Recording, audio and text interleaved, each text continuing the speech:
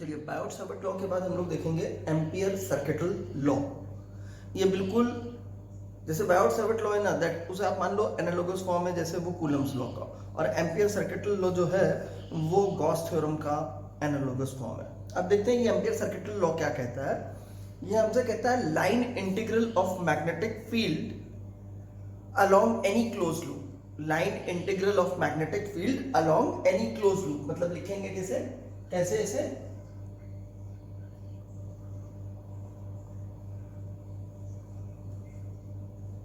ये इसे रीड करेंगे line integral of magnetic field along a closed loop. ये कहता है कि जो लाइन इंटीग्रल होता है of a magnetic field along a closed loop in free space, ये लूप फ्री स्पेस में प्रेजेंट है यानी कि वैक्यूम में प्रेजेंट है, and this is equals to mu naught times the net current crossing the area या surface bounded by the loop. ये किसके बराबर है? Mu naught times the net current crossing the area bounded by the loop. मान लीजिए ये loop है, अब लूप ने जो एरिया बाउंड किया हुआ है वो कौन सा हो गया हमारे पास? This is the area surface, board का इतना पोर्शन जो है ये बोर्ड का सरफेस इसने बाउंड किया हुआ है। तो जो आई नेट है वो इस सरफेस को क्रॉस करने वाला करंट, इस सरफेस को क्रॉस कैसे करेगा करंट? बोर्ड के प्लेन में नहीं जाती हुई वायर नहीं, ये वायर इस सरफेस को क्रॉस नहीं कर रहा है, ये करंट या आई लिख दूं तो ये क्रॉस नहीं कर रहा है, ये तो बोर्ड के प्लेन में प्रेजेंट है। इसका मतलब है या तो वायर करंट बाहर लेके आएगी, इससे जरूरी नहीं है परपेंडिकुलरली लाए, ऐसे भी ला सकती है, ऐसे भी ले जा सकती है, या तो सरफेस के बाहर आएगा करंट या फिर अंदर जाएगा, तो वो करंट क्रॉसिंग द सरफेस हो जाएगा हमारे पास। तो अब ये क्या कह रहा है कि line integral of magnetic field around the closed loop, हमने इस लूप का एक छोटा सा पोर्शन ले लिया। ये डीएल वेक्टर की डायरेक्शन हम हमेशा बी की डायरेक्शन के अकॉर्डिंगली ले लेंगे और बी की direction right hand thumb rule के अकॉर्डिंगली निकालेंगे। मान लो इसमें एक ये वायर है, क्रॉस लगा दिया, मतलब ये वायर जो करंट कैरी कर रही है वो बोर्ड के प्लेन के अंदर जा रहा है। अब बोर्ड के अंदर जा रहा है तो मैं इसको ऐसे होल्ड करूंगा right hand thumb rule law के अकॉर्डिंगली, तो कर्लिंग इस तरह से बन रही है, तो कर्लिंग की सेंस जो बन रही है वो इस तरह से बन रही है। इसका मतलब है ये लूप कैसे ट्रेस करूं, तो यहां पे जो है ना ये डायरेक्शन हो जाएगी फील्ड की हमारे पास, ये रेडियस हो गया इसका, ये फील्ड की डायरेक्शन होगी। This is the direction of B right hand thumb rule से। तो डीएल की डायरेक्शन भी हम क्या करेंगे, इधर ही ले लेंगे, this will be the DL vector, इतना वेक्टर आप कह लो डीएल वेक्टर हो जाएगा। तो डीएल और बी की डायरेक्शन हमेशा हम समझ ले लेंगे। अगर यही करंट बाहर की तरफ होता तो हम क्या करते हैं, बी की डायरेक्शन इधर होती तो डीएल की डायरेक्शन भी इसी तरफ ले लेते। अब अगर कई करंट क्रॉस कर रहे हैं इसमें से, मान लो एक करंट ये है I1, एक करंट और है I2, एक करंट इस तरह से है I3, ठीक है, तो अब नेट करंट कितना हो गया? अब I1 और I2 अंदर जा रहा है, I3 बाहर आ रहा है, तो I1 और I2 का सम कर लिया। अगर ये सम I3 से बड़ा है तो नेट करंट इन्वर्ट हो जाएगा और वो कितना हो जाएगा? I1 plus I2 minus I3। और अगर I3 बड़ा है तो वो कितना हो जाएगा? I3 माइनस ब्रैकेट में I1 प्लस I2, और ये करंट हो जाएगा आउटवर्ड, वो नेट करंट में आ जाएगा हमारे पास। तो सबसे पहले तो आप नेट करंट ही कंक्लूड कर लोगे कितना है। जैसे फॉर एग्जांपल मान लो मैंने ये लूप ले लिया, इसमें मैं करंट्स मार्क कर देता हूं, ये 2 एम्पियर का करंट, ये 3 एम्पियर का करंट, ये 7 एम्पियर का करंट। अब मुझे दिख रहा है कि ये बाहर आने वाला करंट अंदर जाने वाले करंट से ज्यादा है, तो आई नेट कितना हो गया? आई नेट मेरे पास हो गया 2 एम्पियर आउटवर्ड। ये तो अब मैं ऐसा समझ लूं कि जैसे 2 एम्पियर का करंट बाहर आ रहा है तो मैं बाहर के लिए करंट लेता हुआ चलूं तो इस तरह से आएगा थंब मेरे पास, कर्लिंग इस तरह से बनेगी। अब अगर मैं डीएल वेक्टर लेना है मेरे को, तो बी तो मेरे को मालूम चल गया कि बी की डायरेक्शन इस तरह से कर्लिंग लेनी है मेरे को, यहाँ पे बी की डायरेक्शन इस तरह से लेनी है, तो फिर मैं डीएल की डायरेक्शन कैसे लूंगा? बी की डायरेक्शन में ये डीएल वेक्टर हो गया मेरे पास, ठीक है। और आई नेट की जगह क्या होगा? जितना भी करंट इसको क्रॉस कर रहा है, इस एरिया को, इस सरफेस को, वो हो गया हमारे पास, ठीक है। तो ये है हमारे पास एम्पियर सर्किटल लॉ। देखो नोट्स आपको खुद से बनाने हैं। एम्पियर सर्किटल लॉ लिखोगे, क्या लिखोगे मैं बोल रहा हूं, यहाँ पे पॉज करके आप सुन करके लिख लोगे उसे। आप लिखोगे line integral of magnetic field along a close loop along a closed loop in free space is mu naught times the net current crossing the surface या फिर area bounded by the loop. ठीक है ना, ये आपके पास Ampere circuit law हो जाएगा। Mathematically आप इसे इस तरह से लिखोगे, ये मैथमेटिकल फॉर्म हो गया एम्पियर सर्किट लॉ का हमारे पास।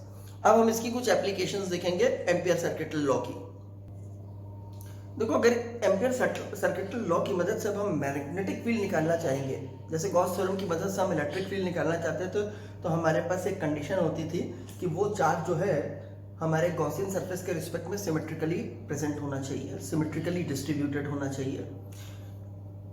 बिल्कुल उसी तरह से हमारा करंट जो क्रॉस कर रहा है एरिया को, वो लूप के रिस्पेक्ट में सिमेट्रिकल होना चाहिए, यानी कि लूप का हर पोर्शन उसके लिए सिमेट्रिकली पोजीशनड होना चाहिए, तभी हम वर्किंग कर पाएंगे, अदरवाइज हम वर्किंग नहीं कर पाएंगे। तो सबसे पहली इसकी एप्लीकेशन जो है that is magnetic field due to a long straight current carrying wire.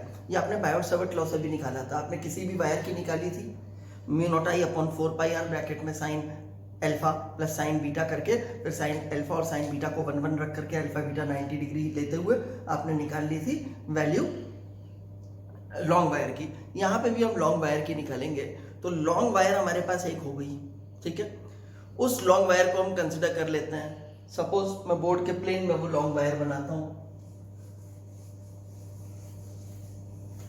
तो पहली एप्लीकेशन आप लिखेंगे एम्पियर सर्किट लॉ की, magnetic field due to a long straight current carrying wire. अब सपोज ये long straight current carrying wire है,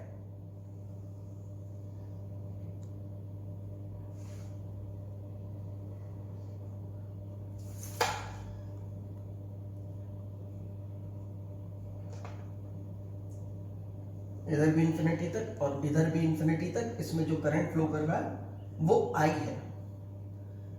अब मैं इसे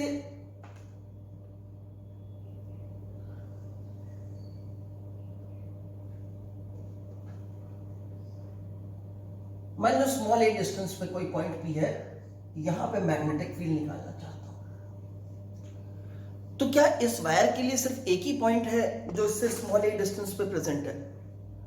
ऐसे बहुत ढेर सारे पॉइंट्स होंगे। अब आपको सरफेस नहीं बनाना है, आप जब गॉस थ्योरम लेते थे तो ऐसे ढेर सारे पॉइंट्स लोकेट करके सरफेस बनाने की कोशिश करते थे उनका एनवेलप। अब किसी आपको सिर्फ लूप बनाना है, तो आप ऐसे पॉइंट्स लो ढेर सारे इस वायर के चारों तरफ, जिनका डिस्टेंस इससे a हो और जिनके लिए एक लूप बन जाए। तो अब अगर इस पॉइंट से ही ले रहा हूं मैं, सपोज इस पॉइंट से मैं a डिस्टेंस पे सारे पॉइंट्स लूंगा, तो इसका मतलब है ये पॉइंट एक सर्कल का सेंटर हो गया, ए उस सर्कल की रेडियस हो गई और उस सर्कल के सर्कमफ्रेंस पे जितने पॉइंट आ रहे हैं वो पी जैसे हो गए। ये वायर हो गई बोर्ड के प्लेन में, वो सर्कल इसके चारों तरफ इस तरह से बन गया। ये डॉटेड से बना रहा हूं, ये ध्यान रखिएगा this surface is not in the plane of the board. ये बोर्ड के प्लेन में प्रेजेंट सर्कल नहीं है, ठीक है ना।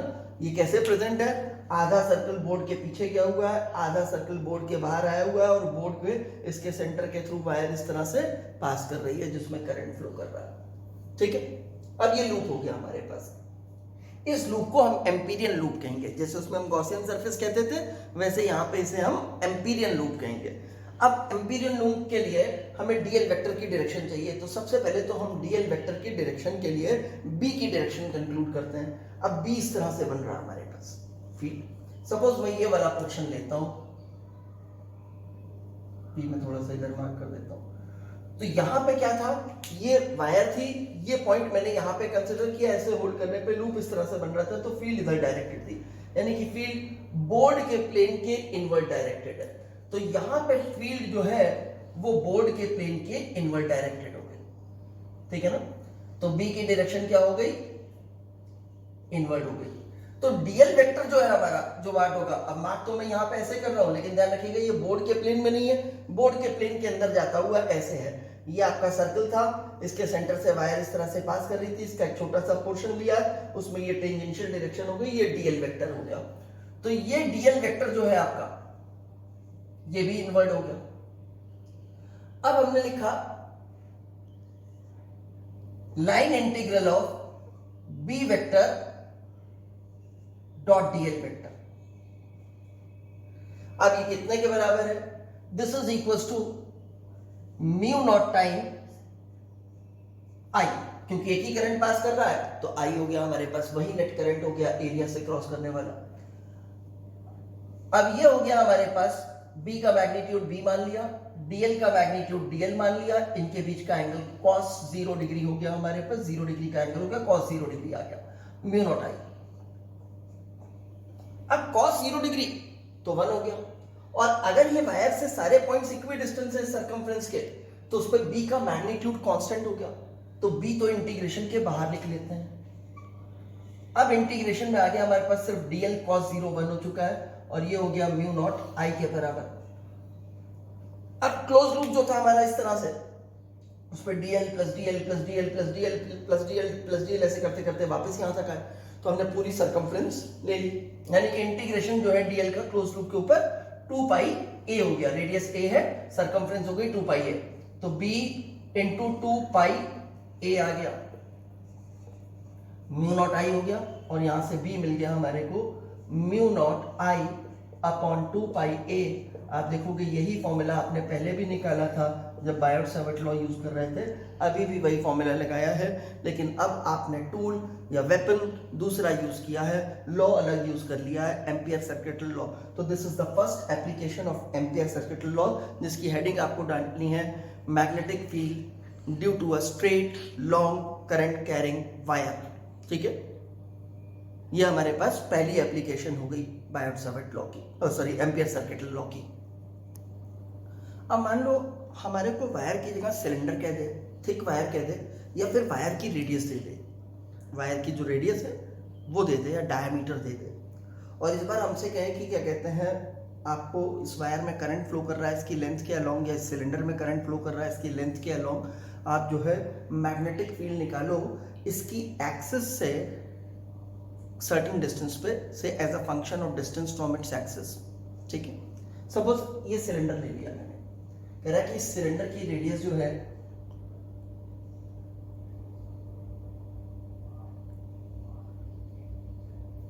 वो स्मॉल आ रहा है, ये इसकी एक्सेस हो गई यहां से।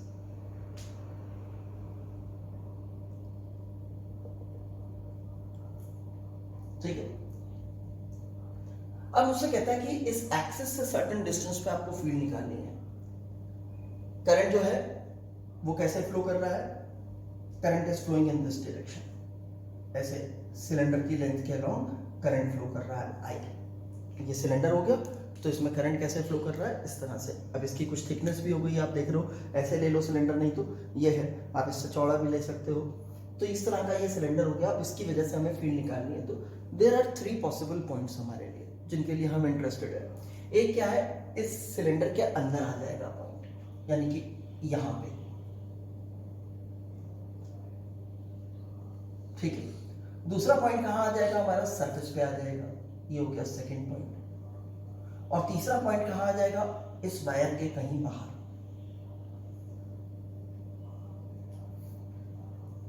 जब आप पहला पॉइंट लोगे तो आपका एम्पीरियन लूप इस तरह से बनेगा, ये एम्पीरियन लूप बना। ठीक, अब इसमें से कितना करंट पास करेगा, सिलेंडर के इतने पोर्शन में जितना करंट होगा, आप देख लो सिलेंडर का तो इतना था पोर्शन आपके पास, लेकिन उसमें से क्या है, सर्टेन पोर्शन आप ले रहे हो ये वाला, इसमें से क्रॉस करने वाला करंट आपको निकालना है। तो अब मान लेते हैं कि टोटल करंट आई है सिलेंडर से फ्लो करने वाला, तो करंट पर यूनिट एरिया कितना हो गया, pi r square. Pi r square area के ऊपर करंट आई डिस्ट्रीब्यूटेड था, सिलेंडर का एरिया ले लिया, तो पर यूनिट एरिया करंट इतना हो गया। अब ये डिस्टेंस हम कुछ मान लेते हैं, suppose small r, this distance is taken as small r. ये डिस्टेंस हमने यहां से यहां तक का कैसा ले लिया, स्मॉल आर ले लिया। तो कहा इसका एरिया कितना हो गया, जो ये शेडेड लूप मैंने बना दिया, इसका एरिया, अच्छा इसका भी मैंने स्मॉल आर ले लिया है, इसकी रेडियस में कैपिटल आर ले लेता हूं, ये कैपिटल आर स्क्वायर हो गया, और ये स्मॉल आर मैंने डिस्टेंस ले लिया, तो इनटू पाई आर स्क्वायर और कर दिया।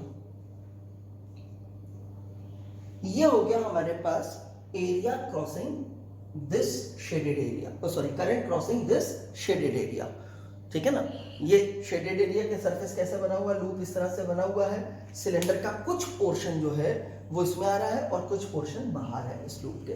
तो जितना पोर्शन अंदर आ रहा है उसमें जितना करंट प्रेजेंट है वो करंट इतना है, और वही इसके एरिया को क्रॉस करने वाला करंट है। तो दिस इज आई नेट, यानी कि जो क्रॉस कर रहा है I net for the first point. ये हमारा फर्स्ट पॉइंट था, एक बार फिर से मेंशन कर दूं इस पॉइंट को फर्स्ट पॉइंट के लिए, तो इसे 1 लिख देता हूं। ये आई नेट हो गया इन द फर्स्ट केस। इसे थोड़ा सा सिंप्लीफाई कर दें तो ये हो गया I into small r square upon capital are square. ये इंटरनल पॉइंट के लिए है, जब स्मॉल आर जो है कैपिटल आर से छोटा है तब के लिए हम वर्किंग कर रहे हैं। अब देखें integration of B vector dot dl vector equals to mu naught I net होता था, mu naught I net in first case. इसे भी फील्ड कह देते हैं एट पॉइंट 1, फर्स्ट केस की फील्ड हमारे पास। अब हमें मालूम है बी और डीएल की डायरेक्शन तो हम ऐसी चूज करनी है कि दोनों के बीच का एंगल 0 रहे। तो ये चीज तो हो जाएगी b1, इंटीग्रेशन सिर्फ डीएल का होना है, डीएल का इंटीग्रेशन हो जाएगा 2 पाई आर, ठीक है। This is equals to now mu naught I net की जगह आई नेट की वैल्यू रख देते हैं, ये हो गया। इससे b1 को सब्जेक्ट बना लेते हैं।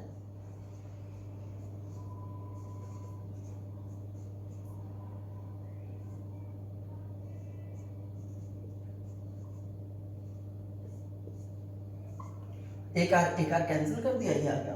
अब अगर सोचो मैं फील्ड वर्सेस आर का ग्राफ प्लॉट करूं, इसे y एक्सिस पे प्लॉट करूं, इसे x एक्सिस पे ले जाऊं, तो ये फॉर्म हो जाएगा y इक्वल्स टू, ये कांस्टेंट है सपोज mx, तो ये क्या होगा स्ट्रेट लाइन की इक्वेशन का फॉर्म हो गया। This is an equation of straight line जिसका स्लोप आपके पास ये आ रहा है, ठीक है। ये पहले पॉइंट के लिए फील्ड मिल गई। का सेकंड पॉइंट के लिए लेते हैं। सेकंड पॉइंट सरफेस पे आ गया। सेकंड पॉइंट जैसे ही सरफेस पे आया तो आई नेट क्या हो गया, आपकी से पूरा पूरा सिलेंडर में जो करंट फ्लो कर रहा है वही आई नेट हो गया। तो I net in second case, second point के लिए मतलब ये कितना हो गया, ये आई के बराबर ही हो गया, पूरा करंट हो गया। फिर से हमने लिखा इंटीग्रेशन एट पॉइंट 2 b2 ले लिया हमने into dl vector equals to mu naught I net in second case. अब b2 की जगह b2 रहने दिया, इन दोनों के बीच का एंगल तो 0 है, cos 0 हो जाएगा, डीएल का ही सिर्फ इंटीग्रेशन होगा। तो हमारे को मिला b2 इंटू 2 पाई आर, क्योंकि आपकी से जो लूप बनेगा सेकंड पॉइंट पे वो ये लूप बनेगा आपके पास, और इसमें तो सारा ही करंट आ गया आपके पास। और इस लूप का एरिया रेडियस वही हो गई जो सिलेंडर की रेडियस है, और आई नेट आपके पास सेकंड केस में टोटल आई था तो ये म्यू नॉट आई हो गया, यानी कि b2 equals to mu naught I upon 2 pi capital R हो गया। अब थर्ड केस के लिए देखें, थर्ड केस के लिए जो एम्पीरियन लूप बनेगा वो अब आपका लूप इस तरह से बनेगा।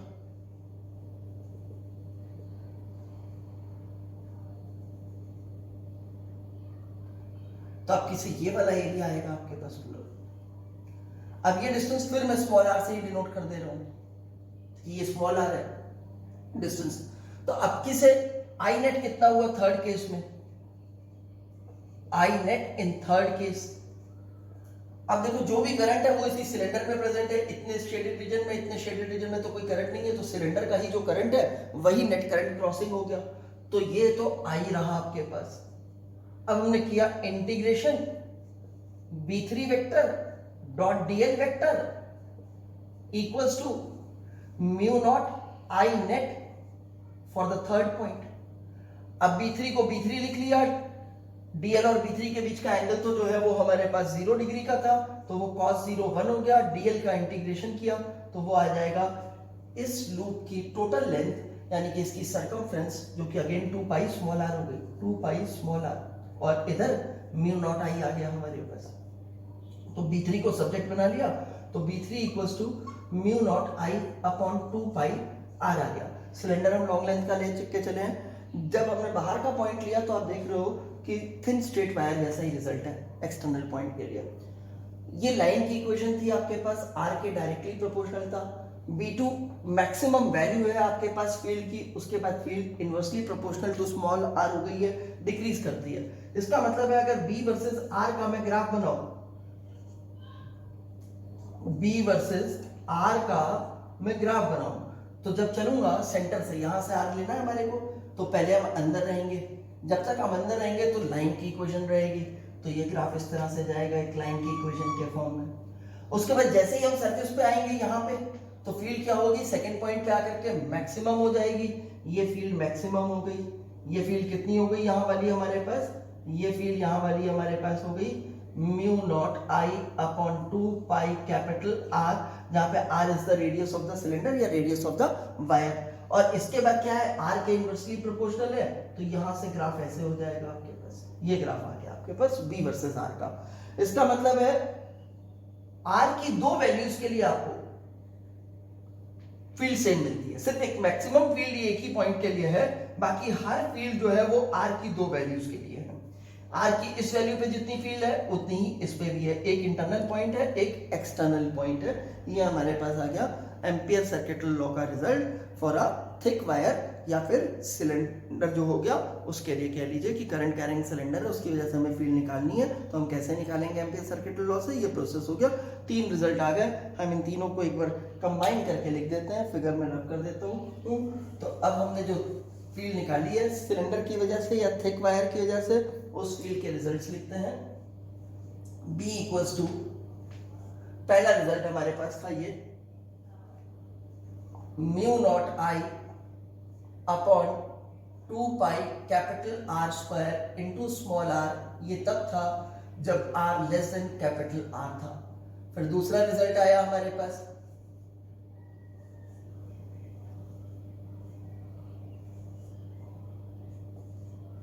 सेकेंड रिजल्ट आया हमारे पास mu naught I upon 2 pi capital R. ये कब के लिए आया, if small r equals to capital R हुआ। और फिर एक तीसरा फाइनल रिजल्ट आया हमारा B3 वाला, वो है mu naught I upon 2 pi small r, अगर आर जो है वो ग्रेटर देन कैपिटल आर हो गया तो। यानी कि सबसे ऊपर वाला जो रिजल्ट है ये इंटरनल पॉइंट के लिए हो गया, ये सरफेस के पॉइंट के लिए हो गया, और ये एक्सटर्नल पॉइंट के लिए हो गया। ये रिजल्ट्स हमारे को कंक्लूड होगा इससे। अब देखेंगे सेकंड एप्लीकेशन हम एम्पियर सर्किटल लॉ का, magnetic field due to a long solenoid. सबसे पहले समझ लें सोलेनॉइड क्या होता है, ठीक है। वैसे दो शब्दों में ब्रेक कर दो तो ऐसा लगता है सोल एनॉइड, ठीक है ना। मेरी भी सोल बहुत एनॉइड हो जाती है, होमवर्क सबमिट नहीं करते हो तुम लोग, रिपीटेड मैसेज डालने पड़ते हैं, रिपीटेड कॉल्स करनी पड़ती हैं, उसके बाद भी कुछ ना कुछ छूटे रहते हो, होमवर्क पता नहीं किस जमाने में सबमिट करते हो। आज लेक्चर हो जाता है, 4 दिन 5 दिन के बाद उस होमवर्क के डाउट भेजना शुरू करते हो।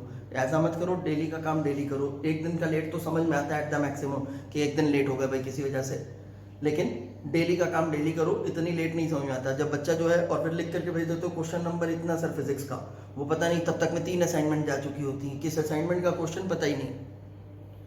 तो साथ का साथ काम करो। इसका होमवर्क जैसे आज सबमिट होगा, कल की डेट में उसका होमवर्क कंप्लीट करके मेरे को सबमिट करोगे। आज ही लगाओगे, इनफैक्ट कल तक का दोपहर 12 बजे तक का टाइम दूंगा, तब तक में सबमिट करोगे। चलिए समझते हैं सोलेनॉइड क्या होता है।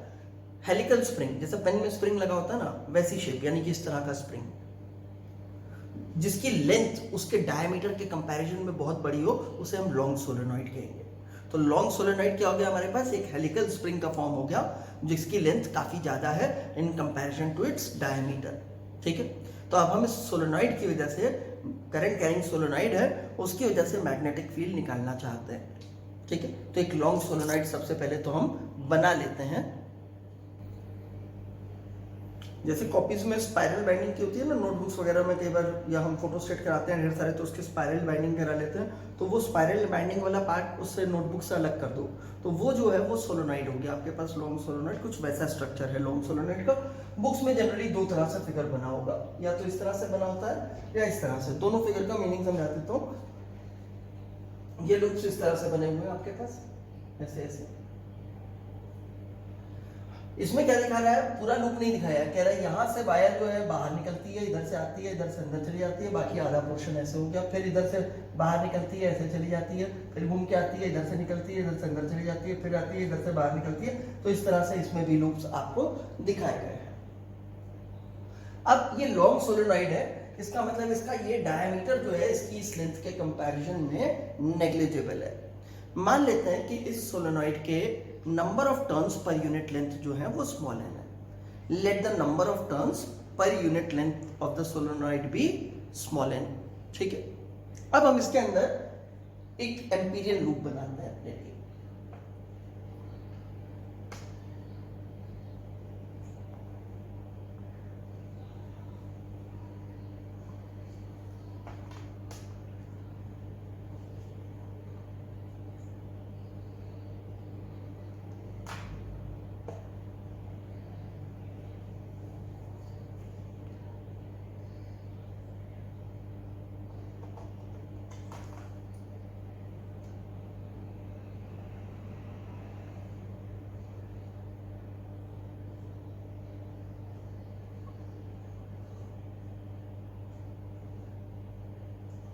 आगे चलने से पहले कुछ बातें और डिस्कस करें हम।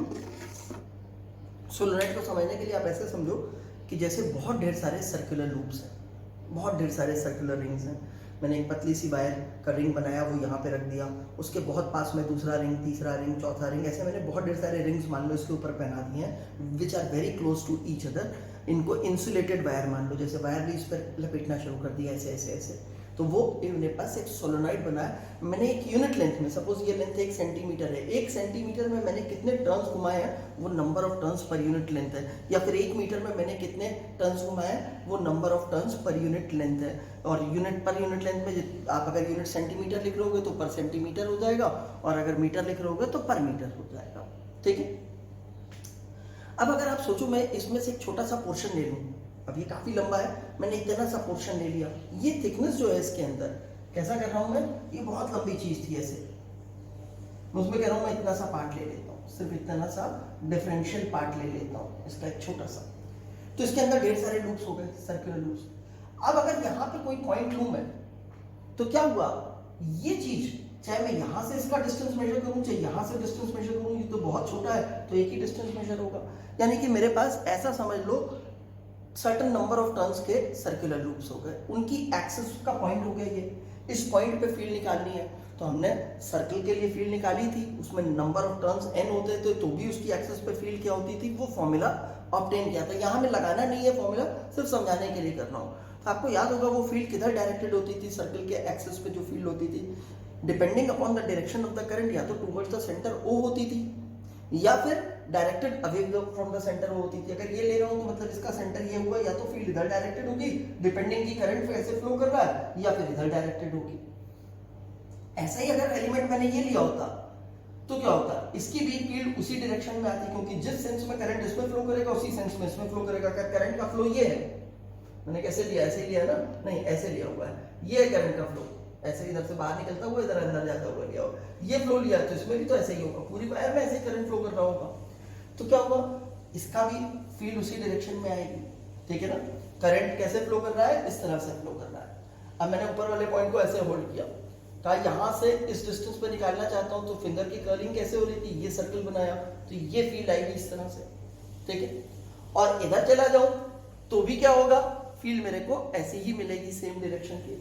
तो मतलब सारी फील्ड जो है वो एक ही डायरेक्शन की है। दूसरी चीज, हमें ऐसा मान के चलना है कि सोलेनॉइड के बाहर फील्ड जीरो होती है। For all points outside the field, outside the solenoid field is assume to be zero. तो outside the solenoid field zero है, और अंदर फील्ड जो है वो सारी की सारी फील्ड एक ही डायरेक्शन में डायरेक्टेड है, and that is along the axis, और वो यूनिफॉर्म भी है। ठीक है, तो हमें कुछ बातें ध्यान रखेंगे सोलेनॉइड की फील्ड के बारे में। क्या बातें ध्यान रखेंगे? लॉन्ग सोलेनॉइड की फील्ड इनसाइड द सोलेनॉइड कैसी है? यूनिफॉर्म है, यानी कि उसका मैग्नीट्यूड और डायरेक्शन कांस्टेंट है। और डायरेक्शन क्या है उसकी? Parallel to the axis of the solenoid है। आउटसाइड द सोलेनॉइड कितनी है फील्ड? 0 है। ठीक है, ये हमें ध्यान रखना है। तो अब हमने यहां पे एक लूप बना लिया। मान लो इस लूप की लेंथ जो है P से Q तक की L मान लेते हैं। ये लेंथ L है यहां से यहां तक की।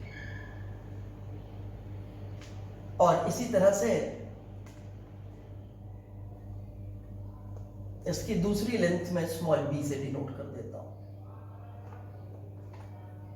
ये लेंथ इसकी स्मॉल b है।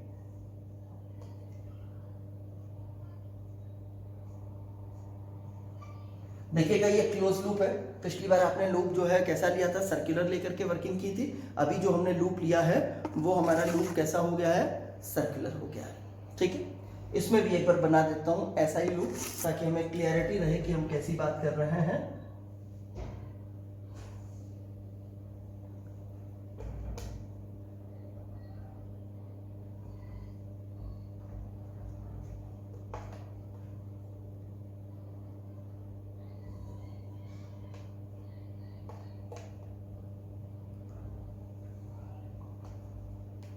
ये रेक्टेंगुलर लूप मैंने ले रखा है पी क्यू आर एस। अब इन्होंने जो एरिया बाउंड किया है वो बोर्ड का इतना सरफेस है। This is the surface inside this loop. उसमें से अगर यहां से देखो तो ज्यादा क्लियरिटी से दिखाई देगा। ये वाला करंट जो है जो बोर्ड के अंदर जा रहा है वो तो इस एरिया को क्रॉस नहीं कर रहा है। करंट कौन सा एरिया को क्रॉस कर रहा है?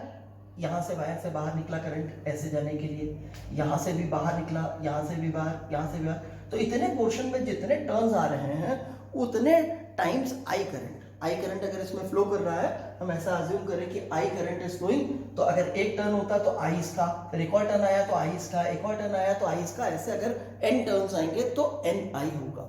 ठीक है, तो सबसे पहले तो आई नेट लिख लेते हैं जो क्रॉस कर रहा है।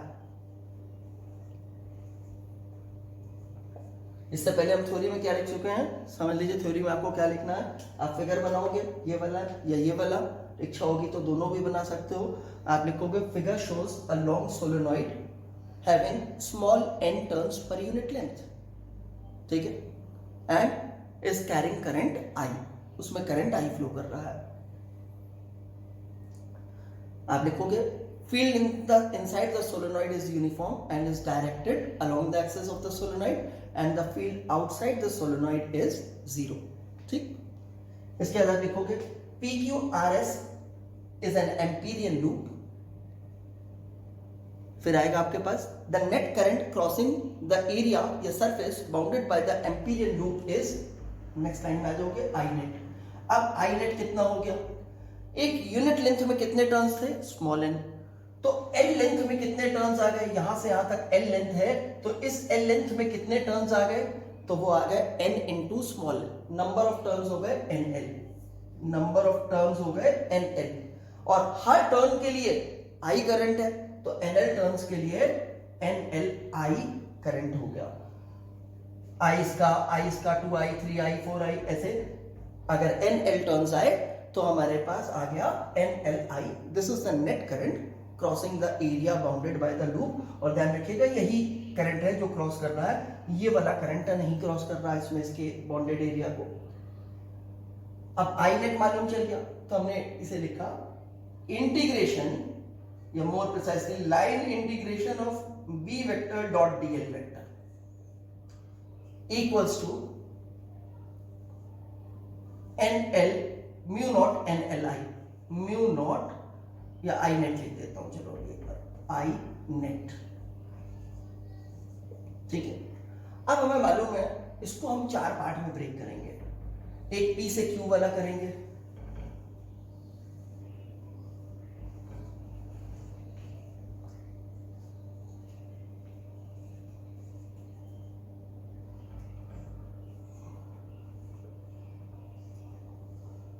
From P to Q. उसके बाद इंटीग्रेशन बी डी एल दोनों वेक्टर में लिखेंगे, from Q to R plus integration B vector dot d l vector from point R to point S plus integration B vector dot d l vector from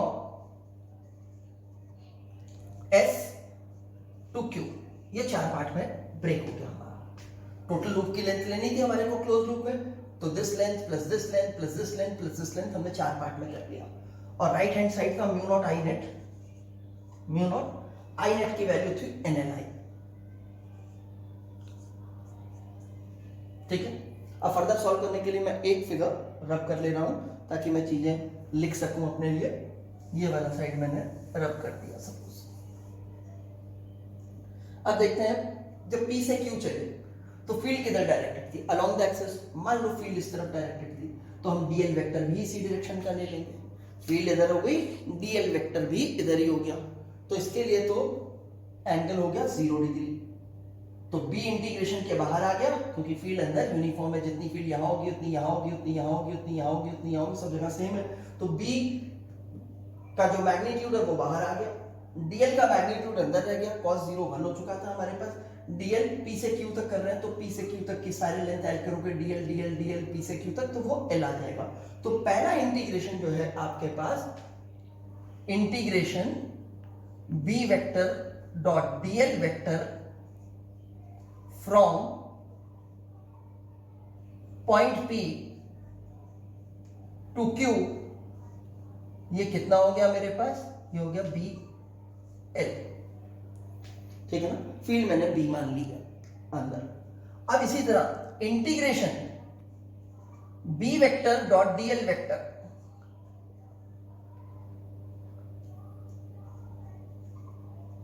from Q to R. अब देखो Q R के 2 part है, एक part जो अंदर present है solenoid के, एक बाहर। इतने पार्ट के लिए तो आप ये भी कह सकते हो कि यहाँ पे फील्ड ही 0 है, तो इस पार्ट के लिए तो फील्ड 0 है, तो इतने पार्ट के लिए बी डीएल भी 0 हो जाएगा बिकॉज बी इज 0। लेकिन इस पार्ट के लिए तो फील्ड है, पर फील्ड और डीएल वेक्टर दोनों में आपकी से 90 डिग्री का एंगल है, क्योंकि बी की डायरेक्शन तो फिक्स, अगर एक बार आपने इधर ले लिया तो वो कांस्टेंट ही है, यूनिफॉर्म ही है, इसी डायरेक्शन में रहेगी। और डीएल वेक्टर तो लेंथ के अलोंग ही लेना है, तो दोनों के बीच में एंगल 90 डिग्री हो गया। तो ये वाला रिजल्ट आपका कितना हो गया, 0 हो गया। इसी तरह से ये वाला पार्ट देखें, integration B vector dot dl vector कहां से कहां तक जाना है, फ्रॉम आर टू एस, ये भी 0 हो गया। ये 0 क्यों हो गया, क्योंकि आपकी से आर से एस तक की पूरी लेंथ सोलेनॉइड के बाहर है जहां फील्ड ही 0 है, तो ये वाला बी 0 है। आप लिख दोगे, ठीक है ना। इसके लिए क्या रीजन लिखोगे, इसके लिए लिख दो बीएल और डीएल के बीच का एंगल 90 डिग्री है, since angle between B, since B vector is perpendicular to dl vector, since B is perpendicular to dl vector. ठीक है, और इसके लिए क्या लिख दिया, सिंस बी इक्वल्स टू 0 हमारे पास।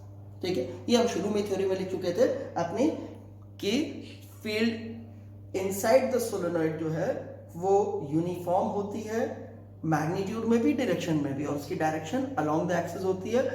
For points outside the solenoid field कितनी होती है, 0 होती है। ठीक है, तो अब हमारे पास ये रिजल्ट आ गया यहाँ पे। अब बचा हमारे पास एक पार्ट, 3 जगह पर निकाल लिया, इस पार्ट का बचा है। इसके लिए देखते हैं B vector dot dl vector कहां से कहां तक। अब हम एस तक पहुंच चुके हैं, तो एस से स्टार्ट करेंगे, फ्रॉम एस, और वापस स्टार्टिंग पॉइंट पी पे आएंगे। इसके लिए भी रिजल्ट 0 हो गया। आप सेम रीजन दे सकते हो ये वाला, since B is perpendicular to dl vector. ठीक है ना, तो इसका मतलब है अब ये वाली चीज पूरी कितनी हो गई आपके पास, इन सबको सम करूंगा तो बीएल आ जाएगा। This implies BL equals to mu naught NLI, यहां से B को सब्जेक्ट बना लो तो B equals to mu naught LL cancel हो जाएगा NI। ये हमारे पास सोलेनॉइड, लॉन्ग सोलेनॉइड के अंदर मैग्नेटिक फील्ड आ गई। Mu not is a constant term, n number of turns पर unit length is a constant term, current following is constant, तो field का मैग्नीट्यूड ये हो गया और डायरेक्शन तो आपको मालूम ही है कि अलोंग द एक्सिस है और वो करंट की सेंस दे दी जाएगी, तो राइट हैंड थंब रूल लगा करके आप उस डायरेक्शन को कंक्लूड करेंगे कि वो डायरेक्शन किस तरफ प्रेजेंट है। तो ये हमारे को मिल गया, ठीक है। इसके बाद हम एक और स्टेप लिखेंगे, इसमें हम लिखेंगे नियर द एंड पॉइंट्स या at the end points. And points कौन से हो गए? जहां ये सोलेनॉइड खत्म हो रहा है, जो इसका आखिरी लूप आ रहा होगा, ये वाला लूप, इस जगह पे आप जो लोगे, यहां के लिए फील्ड लिखेंगे बी एट एंड पॉइंट्स।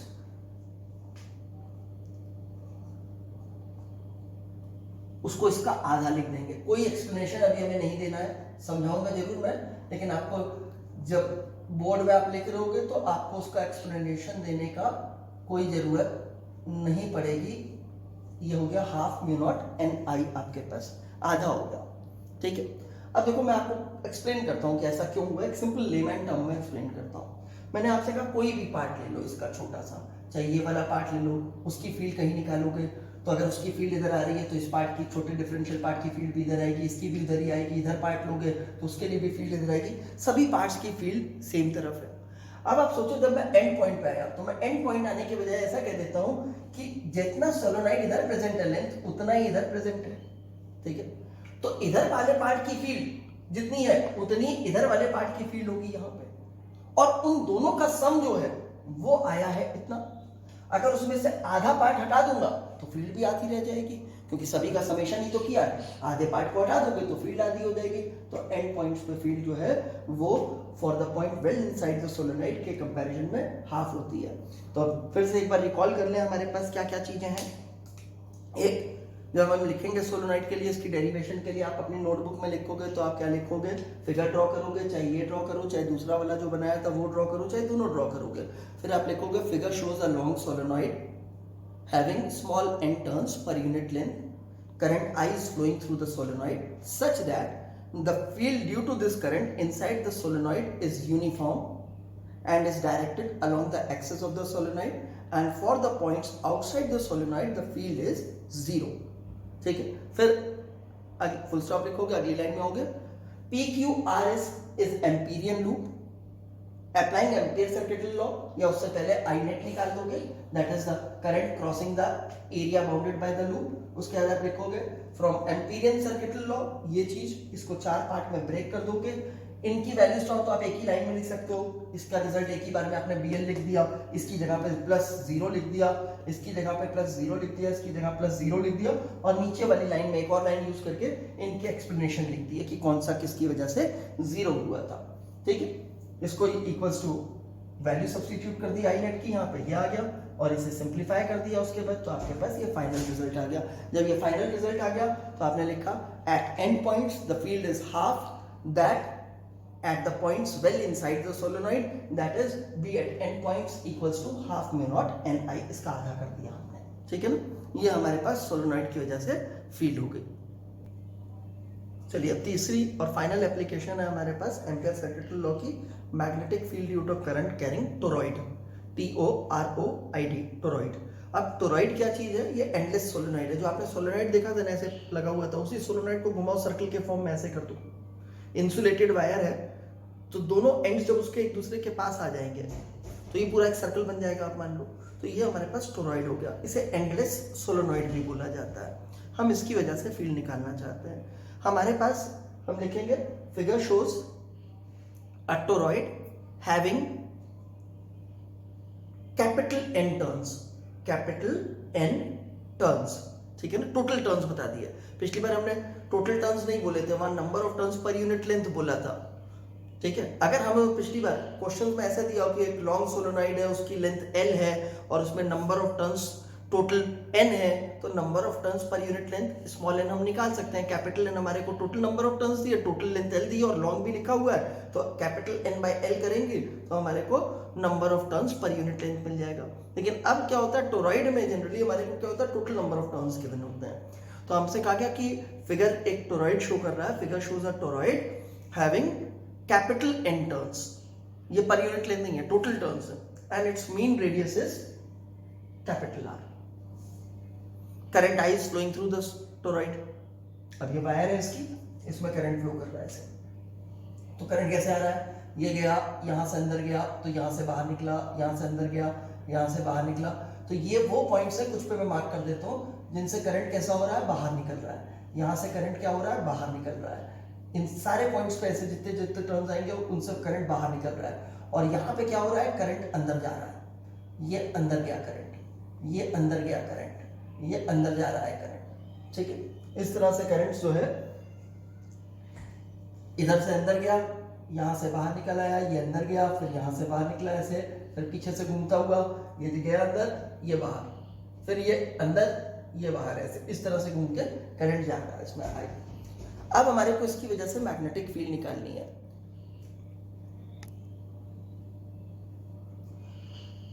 अब हम मान लेंगे कि P वो पॉइंट है जहां पे हम इस टोरॉइड की वजह से मैग्नेटिक फील्ड निकालना चाहते हैं। तो तीन केसेस बनेंगे हमारे पास।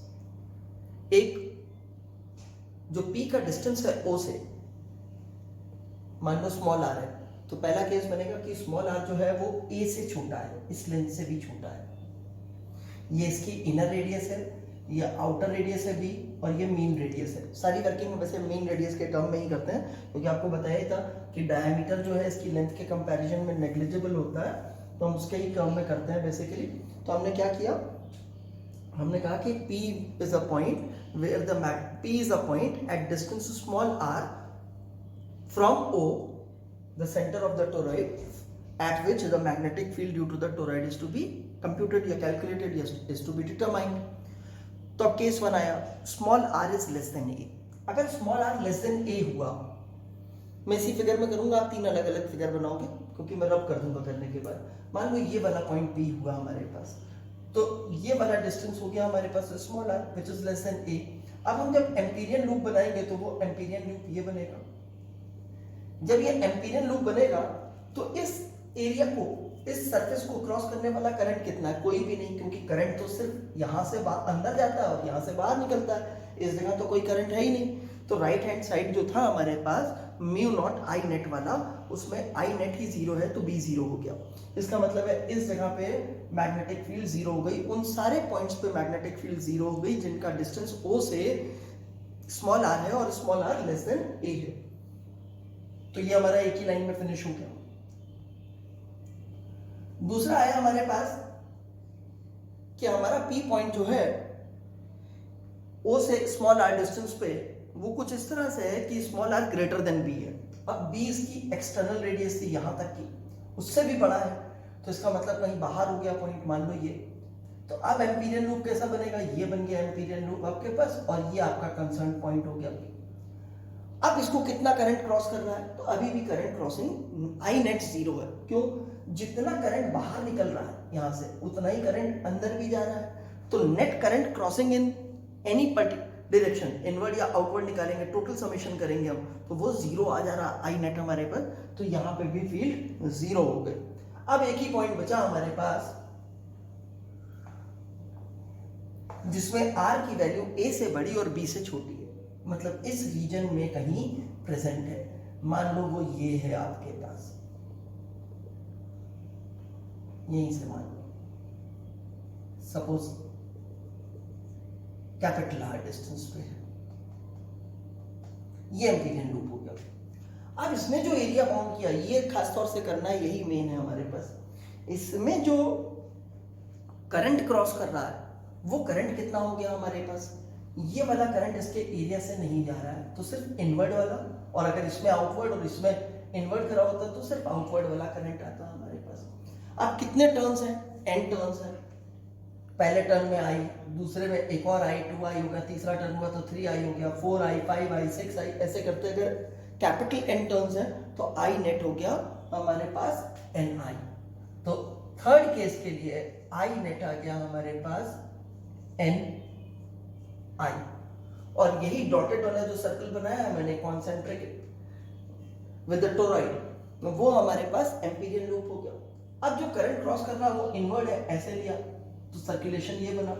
अगर मैं ये वाला पार्ट लेता हूं तो डीएल वेक्टर ऐसे हो जाएगा और बी वेक्टर भी यहां पे इसी तरह से डायरेक्टेड हो जाएगा। तो जब हम लिखेंगे line integral of B vector dot dl vector equals to mu naught I net, तो देखें बी और डीएल के बीच में एंगल 0 हो गया हमारे पास, तो बी का मैग्नीट्यूड इंटू डीएल का मैग्नीट्यूड इंटू कॉस 0, ठीक है। तो ये हो गया बी का मैग्नीट्यूड इंटू डीएल का magnitude into cos 0 equals to mu naught I net की जगह वैल्यू रख दी एन आई। अब cos 0 तो 1 हो गया, b कांस्टेंट है, सारे पॉइंट्स पे उसकी स्ट्रेंथ सेम होगी, जितना यहाँ पे एम्पीरियल लूप पे जितने भी पॉइंट्स आ रहे हैं सब पे सेम होगी, तो b तो इंटीग्रेशन के बाहर आ गया।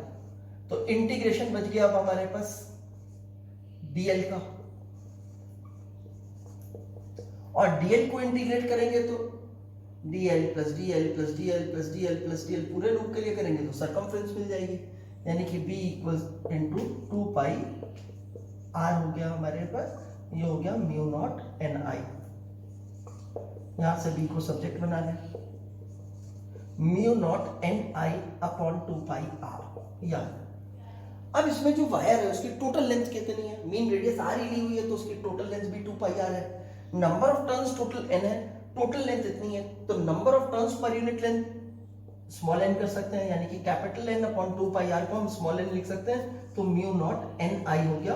वैसे जनरली हमें स्मॉल n के टर्म में दिया नहीं होता, लेकिन फिर भी अगर दिया हो टोरॉइड में भी नंबर ऑफ टर्न्स पर यूनिट लेंथ दे दिए गए तो फॉर्मूला वही आ जाएगा जो सोलेनोइड का था। ये हमारे पास टोरॉइड का रिजल्ट हो गया।